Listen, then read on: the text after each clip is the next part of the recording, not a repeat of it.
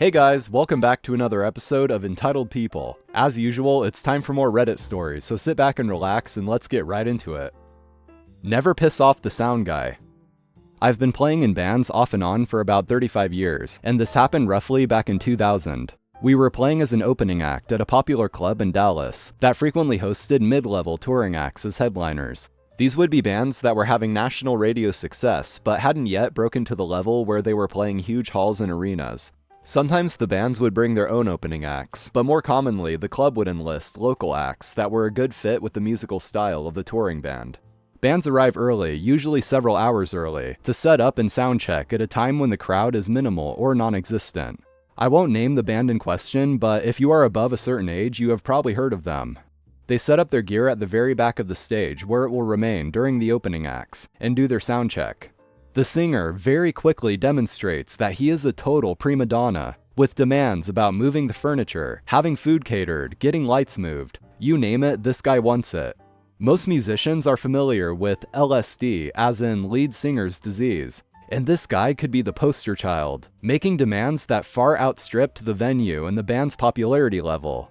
The worst target of his wrath is the poor sound guy, who is responsible for making sure that the band sounds good enough through the mains, which are the speakers pointed at the crowd, but also through the monitors, which are wedge-shaped speakers pointing backwards at band members, so they can hear themselves above the roaring drums and guitars on stage.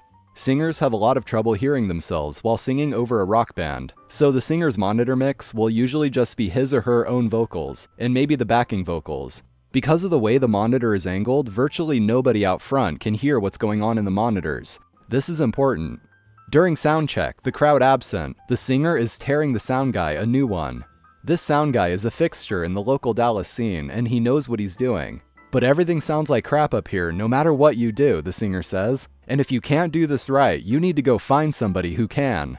He takes it on the chin and does his best to appease Mr. LSD.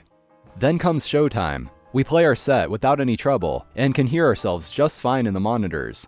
But then the headliners come on, and the singer is still visibly pissed, and after the first song, calls out the sound guy, which you just don't do.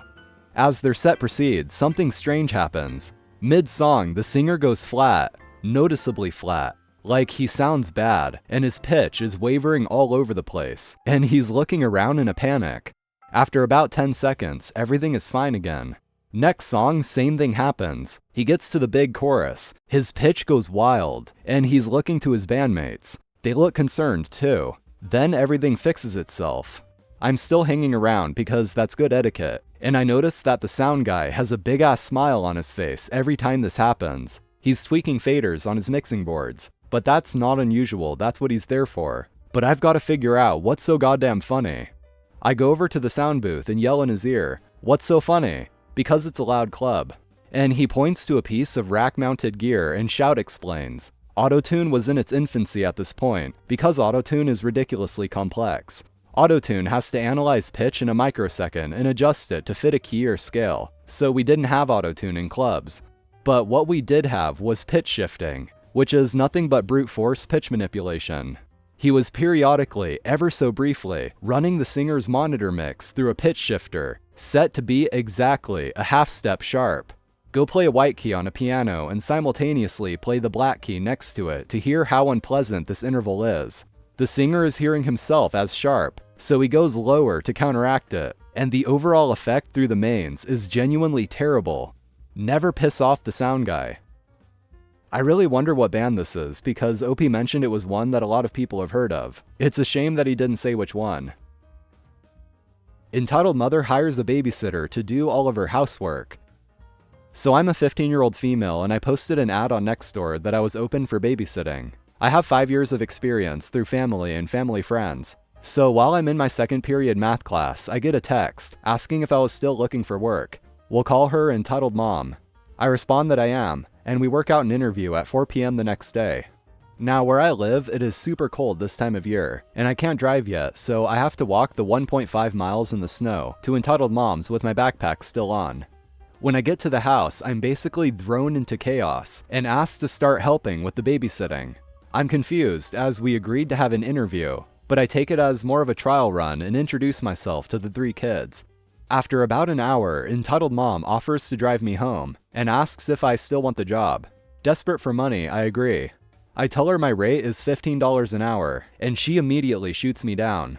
Minimum wage in my state is $12. She says that her rate is $7.50 per hour, with a 50-cent raise every 3 months. I want to shoot it down, but I really need the money, and say to make up for my lost money, she can drive me home after my shifts, which she agrees to. Cut to today. I get up at 9 a.m. and get ready, and entitled mother agrees to pick me up. I get into the car and we chat for a bit, when she starts asking about my relationship with my parents. Now, I have a rocky relationship and I don't want to get into it, but she keeps pushing me, so I eventually tell her. By the time I finished, we'd reached the grocery store, because she needed to pick up groceries. Entitled mother leaves me in her car with the youngest, we'll call him R, and the special needs kid who we'll call C. Now R is a COVID baby with attachment issues, and he starts screaming for entitled mother to come back. I keep him calm enough until entitled mom comes back. Now I worry about C because he's crying, and seems to be in pain, but he's nonverbal, so he can't tell me what's wrong. I'm stressed and juggling the two of them when entitled mother finally comes back, and the kid stops crying. Now nothing notable happens until we get to their house. I help R out of his seat while entitled mom gets C out of his seat too. The oldest kid, we'll call him E, gets out on his own. When we finally get into the house, entitled mom sets C on the couch and asks me to feed R. So I get him in his high chair and start to feed him. But not even 2 minutes in, entitled mom's telling me to take C up to his room and put on his music. So I carry C up to his room and put on his music, and an ad starts and he starts screaming. Entitled mom comes up in a huff and asks, "Where's the f***ing music?" I have issues with adults yelling at me, so I point to the iPad and say there's an ad. She rolls her eyes and tells me to go finish feeding R while she goes into her room. I finish feeding R and clean him up, when entitled mother comes down again and tells me to vacuum the upper floor. Everything else is hardwood. I run upstairs to get the vacuum and start with R's room, then E's room, which I had to pick up before vacuuming, and avoid C's room upon entitled mom's request.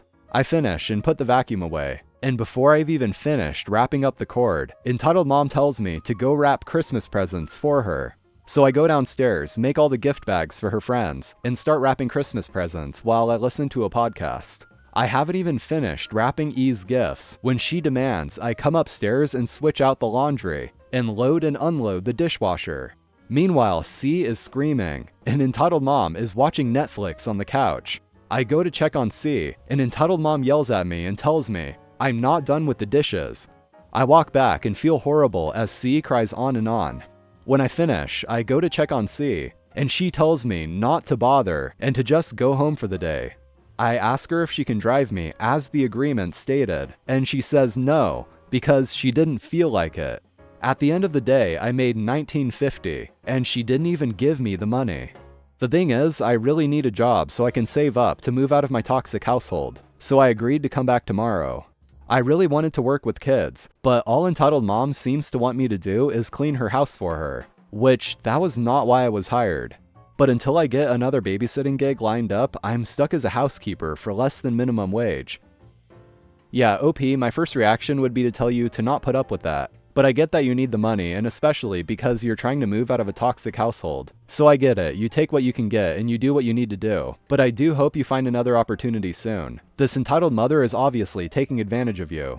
She's immediately making you do stuff that's not even in your job description, while paying you almost $5 below minimum wage at that. And it is pretty obvious that her real intentions are to make you a housekeeper, despite hiring you as a babysitter. Which is made pretty apparent by the fact that when the kids are crying and you go to try to help them, she immediately just tells you to ignore them and go clean something instead. So it seems she's pretty content to use your work hours to do chores around the house, while her kids are just crying in their rooms by themselves. So I do hope you can get out of that situation soon. Best of luck to you. Entitled dad breaks my leg because I continuously blocked his son from scoring. We had a volleyball tournament. For reference, I'm a middle blocker, 6'5", and a vert of 70 centimeters. Game starts and everything goes good. Eventually, entitled dad's kid gets subbed in because his team wasn't scoring, and apparently he's a star player. I blocked every hit he went for, and his dad started to get visibly angry, starting to shout at me and stuff as well. After the game ended, we won, and I blocked nearly every shot from this guy. The entitled dad came to me asking what my problem is and stuff. I said, "Sorry man, it's my job." He started laughing and stomped on my shin. It's broken, and I'm currently in the hospital writing the story, and the dad should hopefully end up in jail. Also planning on suing for permanent damages. Doctor says I may not be able to play volleyball ever again, and I got a college offer. And then OP continues with several updates. So it seems my friend was recording my volleyball match so I can reflect on what to improve on, and caught everything the guy did. My dad talked with his lawyer friends, and while I can make a post like this, no video is allowed to be published until after the case. In terms of suing, I am able to sue him for everything I've lost because of this, and that since I had video proof, I will be able to easily press charges and will win the case. I appreciate all the love and support from you guys. It's now business time, and the lawyers have started work. They contacted police for footage and such, and were able to identify the man. Currently processing the lawsuit. In Australia, I was told it's much quicker and easier. Thanks for your advice also guys. I have contacted the college which offered a scholarship, and now awaiting a reply from them. I will be bedridden for a while, but I'm drinking my milk and eating healthy for a speedy recovery. Now this next update was deleted by the mods for whatever reason, so I pulled it up from a Reddit archive site. This update reads, "He has agreed to pay everything as long as it's not taken to court. My lawyer told me I can take this to court. He gets a criminal record, goes to jail, and will still pay everything. Or I can take the high road and just settle this outside of court. I'm thinking about it, but I think someone who was ready to ruin my future should have a taste of his own medicine. My shin is actually healing, and I had another scan this morning. Doctors are saying recovery is going good, and potentially I'll be able to play again. My hopes are high. The school that I versed has apologized to me, and has said that they will cooperate to the best of their ability. The son of the entitled dad has since been expelled from the school and blacklisted from partner private schools. I want to thank everyone for all the support you guys have given me. It's really helped me, especially after all the mental toll that I had to put up with, after being told volleyball may potentially not be something I can pursue. I'm hoping my recovery is fast and I can jump back into it. Thank you to everyone that supported me, much love to you all." And that brings us to the final update for now. I will be taking entitled dad to court. I can't say which charges, but I'm sure we all know. I've decided taking the high road isn't what I should do in this case. What he's attempted to do to me is disgustingly evil, and I'm sure he's done or will do worse to other kids. So in order for him to learn while protecting the community, a court case is needed. In Australia, a court case starts within 6 months. There's no need for me to regularly update anymore, but I will update as stuff progresses, and if anything major happens, I'll make sure to update you guys. Also, I can't really be descriptive as it may hurt the case, but when the doctor redid the scans, he saw my shin wasn't as badly injured than initially thought. I will be able to play volleyball again. Best news I've heard in forever. College got back to me and are happy to delay my scholarship. Really good news for me. I'm really glad to hear that OP actually decided to go forward with the lawsuit. No way in hell should OP let this guy get away with that. So I really feel like OP made the right decision there. But most of all, it's really good to hear that OP should be able to play volleyball again. So best of luck to you, OP, and I hope you recover soon. A customer freaks out after seeing a pride flag in my bakery. Hello, I'm a straight mom. My daughter came out as a lesbian not so long ago, so I've been showing my support in many ways, including placing a little pride flag next to the cash register in my bakery. Nothing had changed at work, but yesterday a woman from around my age came in. She seemed normal at first, took a look at some cakes, and then approached me and asked for a birthday cake. We spoke about what she wanted, discussed prices, and she was about to pay in full in advance to get it done. And then noticed the pride flag. She said, "What is that?" I kindly answered, "A rainbow flag." Then she went from normal to furious in a second, shouting, "Take that out, don't want to see it." Dumbfounded, I asked, "Is there a problem with it?" She said, "You are infringing my religious freedom." I was about to ask how that infringes her religious freedom when I got interrupted by, "Are you one of them?" I answered, "No, I'm not, but someone I care for is." "Then who is it?" At this point, she was in my face, but I replied with, "That is not your business." She stepped back and said, "I won't buy anything from a blank. You just lost a customer, you blank." Fortunately, she left, but it still shocked me. I had to get off the counter to get some fresh air. It really felt bad to be insulted like that out of nowhere. I later told my husband what happened. He said that it's for the better if that woman never comes back. We both agree to not tell our daughter since it might be heartbreaking for her.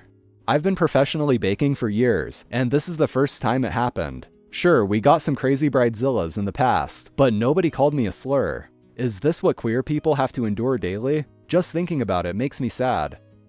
Now that's something else, isn't it? A rainbow flag sitting on a counter is somehow infringing on her religious beliefs, because that definitely makes sense. Man, how terrible that must be for her. She must be so oppressed because non-straight people dare to exist. Alright, so that's going to be it for today, guys. Thanks for watching, I really appreciate it. If you enjoyed, be sure to leave a like, and also subscribe for more. So have a nice day, everyone, take care, and I'll see you next time.